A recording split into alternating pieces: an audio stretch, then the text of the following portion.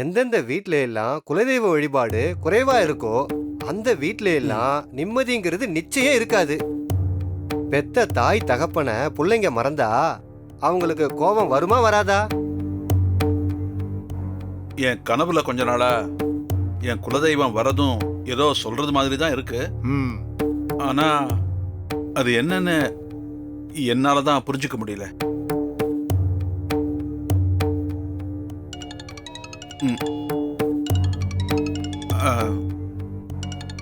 ஊர்ல இருந்து அண்ணன் தான் பேசுனா. சொல்லுங்கண்ணா, எப்படி இருக்கீங்க? நல்லா இருக்கேன்ப்பா. நம்ம பங்காளிங்க பிரச்சனை எல்லாம் ஒரு வழியா பேசி சரி பண்ணி இந்த வருஷம் நம்ம கோயில் திருவிழா நடக்கிறதுக்கு ஏற்பாடு பண்ணிருக்கேன்ப்பா. ஓஹோ, அப்படியா? ஆமாப்பா. சந்தோஷண்ணே. நீ என்ன பண்ற, குடும்பத்தோட வந்துரு. உன்னை ஊர் பக்கமே பார்க்க முடியலையேப்பா. எல்லாரும் உன்னை பார்க்கணும்னு சொல்றாங்கப்பா. கண்டிப்பா வந்துடுறேன். சரிப்பா, வச்சிடுறேன். கட்டாயம் வந்துருப்பா. சரி. என்ன இப்போ உங்க சாமி உங்களை கூப்பிடுதா? ஆமா ஜோசியரே, ஊரு கோவில் திருவிழான்னு ஊர் பெரியவர் வர சொல்லியிருக்காரு. சந்தோஷமா போயிட்டு வாங்க. உங்க அப்பா அம்மா கிட்ட சொல்ற மாதிரி உங்க பிரச்சனை எல்லாத்தையும் தெய்வத்துக்கிட்ட எடுத்து சொல்லுங்க. எல்லாத்தையும் சாமி பார்த்துக்கும். சரி, அப்ப நான் கிளம்புறேங்க. வாங்க. ஒரு நிமிஷம். பள்ளி.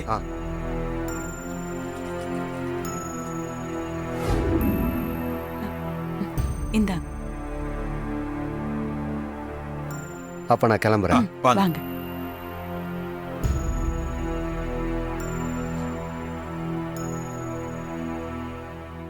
வள்ளி, பொங்கல் சீசன் வரப்போகுது. இந்த நேரத்துல கடையை மூட்டு போனோம்னா வியாபாரம் கெட்டு போயிடும். என்ன வள்ளி, ஒண்ணுமே சொல்ல மாட்டேங்கிற? அதான் நான் யோசிச்சுட்டு இருக்கேன். கார்த்தியை மட்டும் கடையில விட்டு போவோம், அவன் பாத்துக்கிட்டோம். சரிண்ணா, நானும் கார்த்திக் கூட அவனை பாத்துக்கிட்டு இங்கேயே இருந்துடுறேன். நீங்க எல்லாம் போயிட்டு வாங்க. என்ன, நீ வராம எப்படி? அவன் மட்டும் இருக்கட்டும், நாம போவோம். இல்லண்ணா, கார்த்தி இங்க தனியா விட்டுட்டு போனா அவன் சாப்பாட்டுக்கு கஷ்டப்படுவான்ல. நான் அவன் கூட இருந்து துணையா இருக்கேன். நீங்க எல்லாம் போயிட்டு வாங்க. எதையாவது சொல்லி சமாளிக்காத. நீ நிச்சயமா வந்தே ஆகணும். வெறும் சாக்கு போக்கு சொல்லாம பசங்கிட்ட விஷயத்த சொல்லி ரெடியாக சொல்லு. நா நா நா நா நா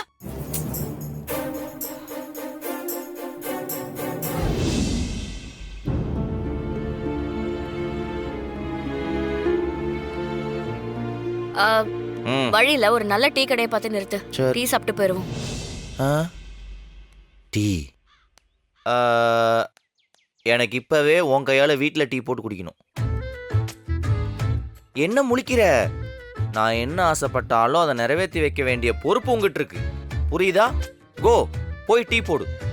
வர வர உன் சிக்னேச்சர் எதுக்கு யூஸ் பண்ணணும்னு தெரியாம யூஸ் பண்ணிட்டு இருக்க. ஒய்ஃப் கையால ஹஸ்பண்ட் டீ சாப்பிட்றது ஒன்றும் தப்பு இல்லைல்ல. என்னங்க அநியாயமா இருக்கு.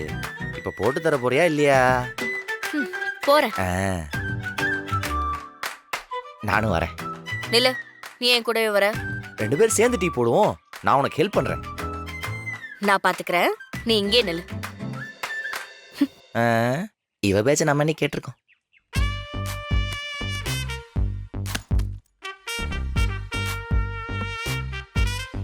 யாரப்பா அது? யார் இது? புது நம்பரா இருக்கு.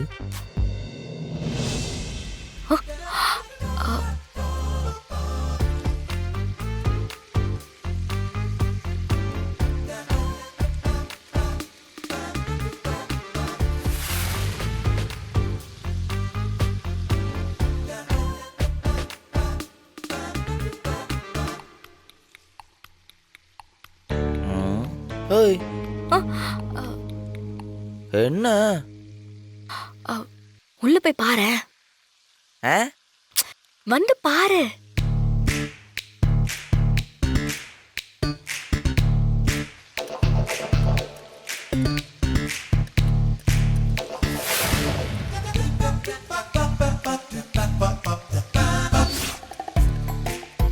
அட பாவி, நூடுல்ஸ் வீடியோ பார்த்தா பண்றானா அவன்?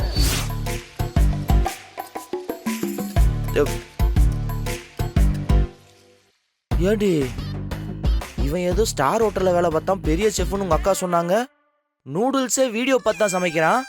இவனே வேக வைக்காத வெறும் காய்கறி தான் சமைச்சிட்டு இருக்கான். அதுக்கே வீடியோ பாக்குறானா? அந்த அளவுக்கு ஒண்ணும் தெரியாதவனடா இவன். நமக்கு பிடிக்கலனாலும் பரவாயில்ல, நல்லா சமைச்சு போடுறவனா இருப்பான் போலன்னு பார்த்தா சரியான ஃப்ராடா இருக்கான். முதல்ல அவன் எந்த ஹோட்டல்ல இருந்து வந்து வேலை பாக்குறன்னு ஃபர்ஸ்ட் கேளு. ஏதோ ஈசிஆர்ல ஷீலா பேலஸ்ல வேலை பார்த்ததா சொன்னாங்க. சரி, அப்போ நீ அந்த ஹோட்டலுக்கு உடனே கால் பண்ணி இந்த ஆளோட பேரை சொல்லி இவன் அங்கதான் வேலை பார்த்தான்னு ஃபர்ஸ்ட் விசாரியேன். அந்த ஹோட்டல் மூடிட்டாங்கடி. சரி இரு.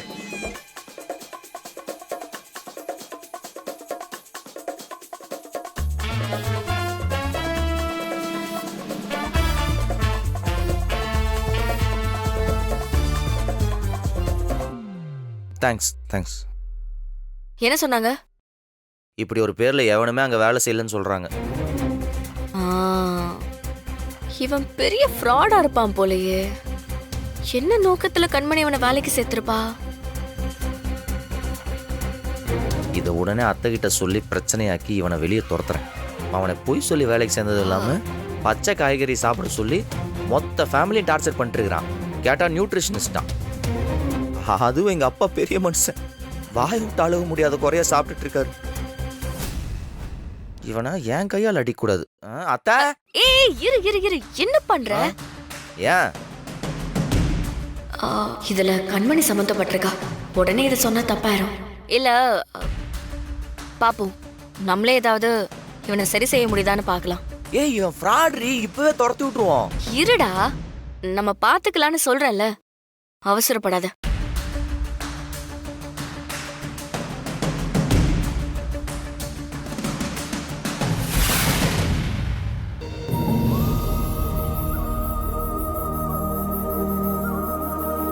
வலிமா,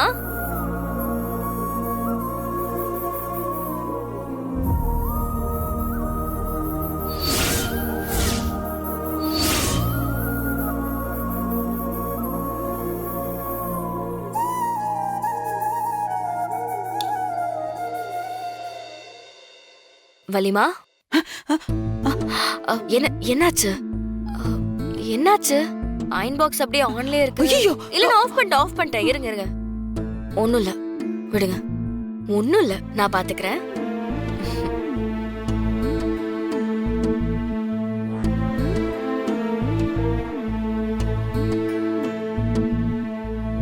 ஏன் வலிமா, வேலை இல்லைன்னா ஜாலியா இருக்கலாம்ல? எதுக்கு எல்லாத்தையுமே உங்க தலையில இழுத்து போட்டுக்கணும்னு நினைக்கிறீங்க? எவ்வளவு வருஷமா இந்த வீட்டுக்கு நீங்க உழைச்சுக்கிட்டே இருக்கீங்க, இன்னும் உழைச்சுக்கிட்டே இருக்கணுமா? இப்பவும் கிச்சன்ல புதுசா வேலைக்கு ஆள் வந்ததை பத்தி தானே யோசிச்சுட்டு இருக்கீங்க. அது எப்படி விட முடியும் வீரா? சமைக்கிறதுங்கிறது ஒரு வேலை இல்லம்மா, அது ஒரு பொறுப்பு, சந்தோஷம்.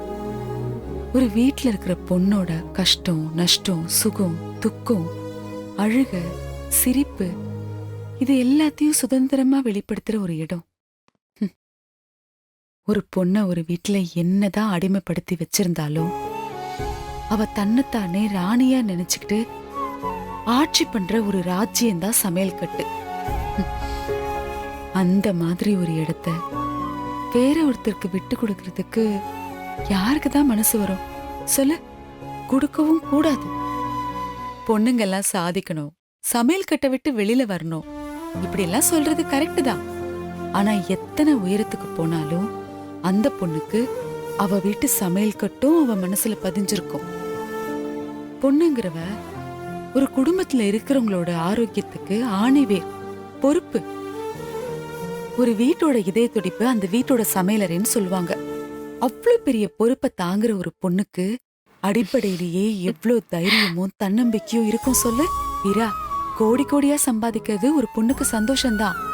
ஆனா தன்னோட வீட்டுல தன் சமையலை பாராட்டி பேசிட்டாங்கன்னு வச்சுக்கோயேன், அந்த சந்தோஷத்துக்கு முன்னாடி மத்ததெல்லாம் ஒண்ணுமே இல்லைன்னு ஆயிடும். சாப்பாடு போடுறது தாய்மைன்னு சொல்லுவாங்க. எந்த நாட்டுல எந்த ரெஸ்டாரண்ட்ல போய் சாப்பிட்டாலும் யாராவது கொஞ்சம் பரிவா நமக்கு சோறு போட்டாங்கன்னா எங்க அம்மா கையில சாப்பிடுற மாதிரியே இருக்குன்னு தானே சொல்லுவோம். அப்படிப்பட்ட தாய்மை நிறைஞ்சதுதான் சாப்பாடு. அந்த மாதிரிதான் வீரா, என் அண்ணனுக்கும் நான் வளர்த்த பிள்ளைங்களுக்கும் எது பிடிக்கும் எது பிடிக்காது, எது செஞ்சு கொடுத்தா அவங்க 4 வாய் அதிகமா சாப்பிடுவாங்க, நானே தெரியாம ஏதாவது பண்ணிட்டா கூட தொடவே மாட்டானுங்க. எது சாப்பிட்டா அவங்க உடம்புக்கு ஒத்துக்கும், எது ஆரோக்கியமா இருக்கும், எது ருசியா இருக்கும், இப்படி பார்த்து பார்த்து நான் தானே செஞ்சு வச்சுட்டு இருந்தேன். என்ன சமைக்க கூடாதுன்னு சொன்னா, இந்த வீட்டுக்காக நான் சமைக்கிறேங்கிறது ஒரு தவம் மாதிரி வீரா. அது ஒரு வேண்டுதல். இப்ப அது என் கையில இல்லைன்னு சொல்லும்போது எனக்கு கஷ்டமா தானே இருக்கும். புரியுதுமா. ஆனா ஒரு சமையல்காரங்க புதுசா வேலைக்கு வந்துட்டாங்கன்றதுக்காக மொத்த சமையல் கட்டும் அவரோடதுன்னு ஆயிடாதுல்ல. அது எப்பவுமே உங்களோட கிச்சன் தான். நீங்க அவரை வேலை வாங்குங்கம்மா, இத பண்ண அத பண்ணுன்னு. வீரா, அதிகாரம் பண்றதுனால மட்டும் நம்ம எஜமானி ஆயிட முடியாது. சமையல் கட்டுல அரிசி கழுவுறதுல இருந்து அஞ்சரை பெட்டியை எங்க வைக்கணுங்கிறது வரைக்கும் நாம தான் டிசைட் பண்ண முடியும். எப்ப தெரியுமா? அந்த சமையல் கட்டு நம்ம கண்ட்ரோல்ல இருக்கிற வரைக்கும். நம்ம வீட்டு சமையல் அறையில நம்ம கண்ணை கட்டிக்கிட்டு ஒரு விருந்தே சமைச்சிடலாம், எந்த தொந்தரவும் இருக்காது. அதே வேத்தாள் ஒரு சின்ன கடுகு டப்பாவை மாத்தி வச்சா கூட ரொம்ப டென்ஷன் ஆயிடும். நம்ம என்னதான் நாள் முழுக்க வளைய வந்தாலும், எவ்வளவு பெரிய ஃபங்க்ஷனுக்கு போயிட்டு வந்தாலும், என்ன வேலை இருந்தாலும், நைட்டு படுக்க போறதுக்கு முன்னாடி நம்ம வீட்டு சமையல் கட்டுக்குள்ள போய் பாத்திரம் எல்லாம் கழுவி வச்சுட்டு, கிச்சன் மேடையெல்லாம் தொடச்சி, அந்த ஸ்டவ்வுக்கு அழகா ஒரு பொட்டு வச்சுட்டு, லைட் ஆஃப் பண்ணிட்டு, அப்பா எல்லா வேலையும் முடிஞ்சதுன்னு படுப்போம் பாரு. அதுல இருக்கிற திருப்தி அதெல்லாம் வார்த்தையால சொல்லவே முடியாது வீரா. அது மட்டும் இல்ல, இது ஏன் கிச்சன், ஏன் இடம், நான் தான் இங்க ஆளுமேங்கிற ஒரு கெத்து, ஒரு ஃபீல், அது வேற ஒரு சந்தோஷம் வீரா. இப்ப என்கிட்ட அது எதுவுமே இல்ல. ஏன்னா இது ஏன் சமையல் கட்டு இல்ல, அந்த தொப்பிக்காரனோட சமையல் கட்டு. ஏன் வள்ளிமா? அப்போ நாங்க சமைச்சாலும் இதே மாதிரி தான் ஃபீல் பண்ணுவீங்களா? அது எப்படி? நீங்க ஏன் பொண்ணுங்க, இந்த வீட்டு மருமகளுங்க. இந்த வீட்ல இருக்கிறவங்களுக்கு எது பிடிக்கும், எது பிடிக்காது, எது அவங்க உடம்புக்கு நல்லதுன்னு உங்களுக்கு தெரியும்ல. நீங்க அந்த சமையல் கட்டுல என்ன வேணா பண்ணலாம். ஆனா 3வது மனுஷங்களை எப்படி அங்க அனுமதிக்க முடியும்? அவன் கிட்ட நான் வேலை சொல்லி வேலை வாங்குறதும், என் சமையல் கட்டு அவனுக்கு எழுதி கொடுக்கறதும் ஒண்ணுதான். வள்ளிமா, அது உங்க ராஜ்யம்தான். ஆனா ஒரு சில சமயம் அந்த ராஜ்யம் நம்ம கையை விட்டு போகும். அப்படி போச்சுன்னா நம்ம அதை அப்படியே விட்டுருவோமா? ராஜ்யங்களை எப்பவுமே நம்ம சண்டை போட்டுதான் ஜெயிக்க முடியும். விட்டு கொடுத்துட்டோம்னா அப்புறம் அதுக்கு மதிப்பு இல்லாம போயிரும்ல. நீங்க ஒதுங்கி நின்னு வருத்தப்படுறதுல எதுவுமே மாற போறது கிடையாது. யோசிச்சு ஒரு நல்ல முடிவா எடுங்க. நான் ஏற்கனவே முடிவு எடுத்துட்டேன் வீரா.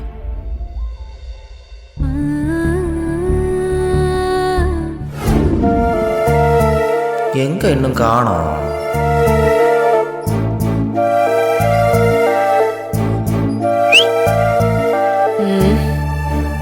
என்ன என்ன சொல்லு. அத்தைய பாத்தியா? வெளியில போயிருக்காங்க. எங்க? கோவிலுக்கு போயிருக்காங்க. என்னத்து கோயிலுக்கு? ஏதோ மனசு சரியில்லையா, அதனாலதான் கோயிலுக்கு போயிருக்காங்க. அது ஒரு ஆளு எல்லாத்தையும் மனசுல போட்டு குழப்பிக்கிட்டு அங்கங்கன்னு கோயில் குளம் சுத்திட்டு இருக்கோம். ஆமா, வாட் ப்ராப்ளம்? இந்த செஃப் இருக்கான்ல, அவன் ரொம்ப அதிகாரம் பண்றானாப்பா. அதான் வலிமா ரொம்ப ஃபீல் பண்ணிட்டு இருந்தாங்க. இதுக்கு ஃபீல் பண்றதுக்கு என்ன இருக்கு? அவங்க தான் நமக்கு சமைக்கிறாங்களே. உனக்கு இதெல்லாம் புரியாது. இதெல்லாம் பொம்பளைங்க சைக்காலஜி. எனக்கு பொம்பளைங்க சைக்காலஜி வேணா புரியாம இருக்கலாம், ஒத்துக்கிறேன். ஆனா என் அத்தையை பத்தி எனக்கு தெரியும். அத்தை அன்பு வைக்கிறவங்களுக்கு மட்டும்தான் ஃப்ளவர் மாதிரி சாஃப்டா இருக்கும். மற்றவங்களுக்கெல்லாம் ஃபயர் மாதிரி ரொம்ப டெரரா இருக்கும். என்ன செய்வாங்க?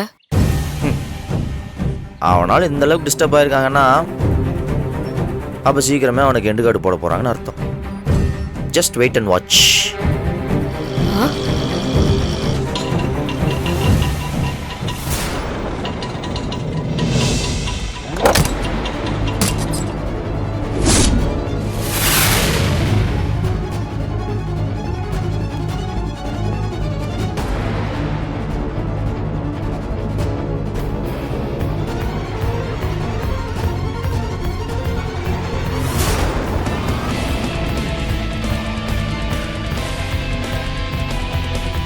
இன்னைக்கு ஒரு சீன் இருக்கு.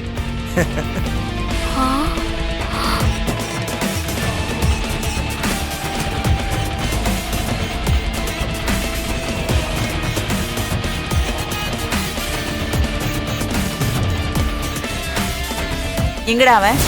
யாரு? அதான் அந்த தொப்பிக்காரன். தலைவன் எப்பவுமே கிச்சன்ல தான் இருக்கான். சாப்பிடுறது, துவைக்கிறது, குளிக்கிறது எல்லாமே இப்ப கிச்சன்ல தானே. ஏன் அத்த?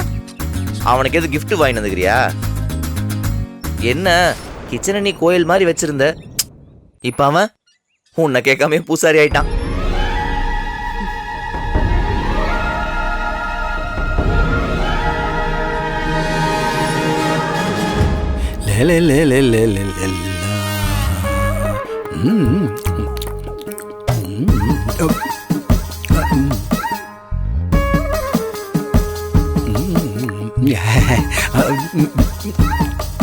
எஸ் மேடம், ஏதாவது வேணுங்களா?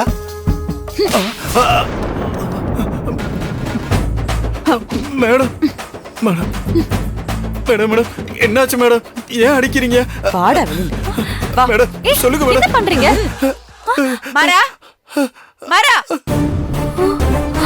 இங்க வா மாரா. என்ன வேலை பாக்குற? வலிமா மாறா இங்க. மாறா. தா ரெடியா வச்சுக்கிறேன். இந்தா.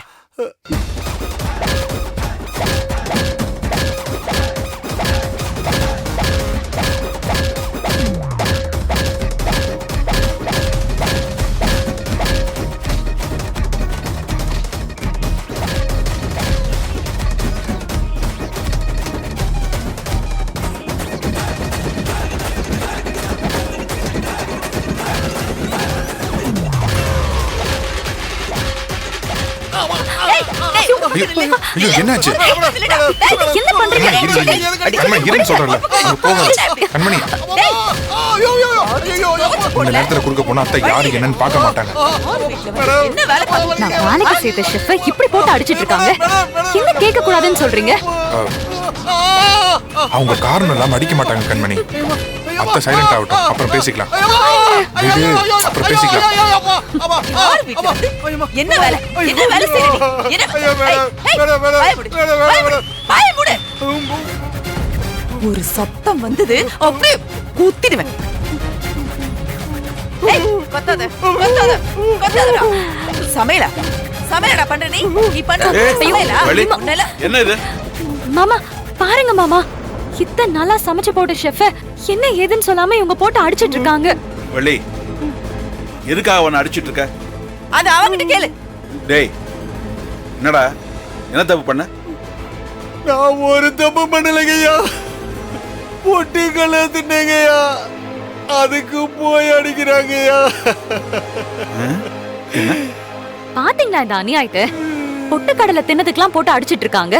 ஒரு சமையல்காரருக்கு இந்த உரிமை கூட இல்லையா என்ன? இது என்ன கொலை குத்தமா என்ன? வள்ளி, நம்ம வீட்டுல எத்தனையோ பேர் சாப்பிடுறாங்க, தானம் தர்மம் பண்றோம். இதெல்லாம் ஒரு விஷயம்னு இதுக்கெல்லாமா போய் அவனை அடிப்ப? நான் அவன் வயித்து பசிக்காக நம்ம வீட்டு சமையல் கட்டியே முழுங்கி இருந்தாலும் நான் ஒன்னும் சொல்ல மாட்டேன். ஆனா இவன் இருக்கல்ல, இவன் என்ன வேலை பண்ணிருக்கான்னு நீயே பாரு. மாறா, காட்டுறாத. டேய், இல்ல பேசாம. காட்டு வீரா. நீங்களே பாருங்க.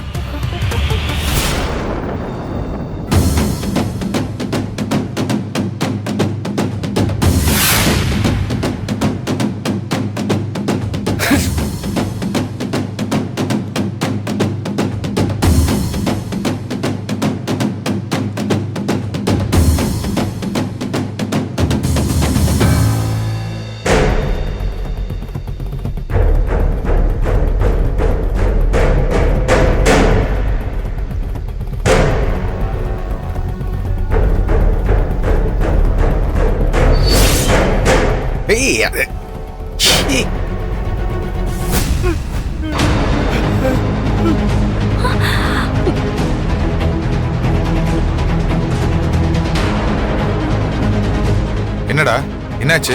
என்ன பண்ணிருக்காரு? இந்த குடு, இந்த ஆள் லட்சணத்தை பாரு.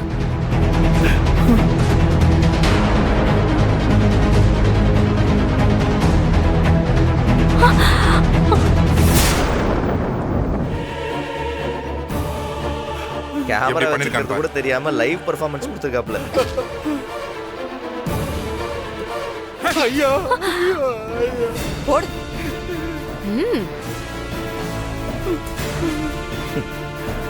இதுதான் சமையல் பண்ற லட்சணமா? ஏண்டா இந்த நம்பித்தானே நாங்க எல்லாருமே சாப்பிட்டு இருந்தோம். இவ்வளவு அசுத்தமா சமைச்சிட்டு இருக்க. எனக்கு இந்த வீடியோ பார்த்ததுக்கு அப்புறம் ஒன்னே ஒண்ணுதான் தோணுச்சு. இவன் மேல கோபம் வந்ததை விட அவன் செஞ்சதை ரசிச்சு ருசிச்சு சாப்பிட்டவங்களை நினைச்சாதான் பாவமா இருக்கு. ஐயோ, இவன் நம்மளதான் சொல்றான்.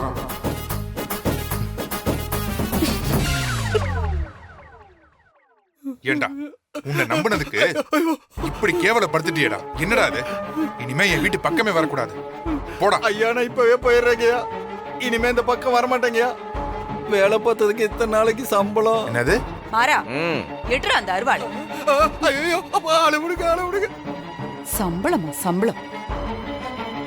யாரு என்னன்னு தெரியாம கண்டவனையும் வீட்டுக்குள்ள சேர்த்து வச்சுக்கிட்டு. வேலைக்கு ஆள் வச்சுக்கிறது ஒன்னும் தப்பு இல்லனா. ஆனா யார கொண்டு வந்து சேர்க்கணும்னு ஒரு கணக்கு இருக்கு. வேலைக்கு சேர்ந்தவன் லட்சணத்தை பாரு, ஆளும் மண்டையும். இனிமே சமையல்காரன் காய்கறிக்காரன் எவனாவது என் சமையல் கட்டுக்குள்ள வந்தா உசுரோட போக மாட்டான் சொல்லிட்டேன். சூப்பர். வெந்ததையும் வேகாததையும் தட்டுல பரப்பி வச்சா ஹெல்த்தி ஃபுட்டா. ஒரு வழியா நல்ல சாப்பாடு கிடைக்க போகுது.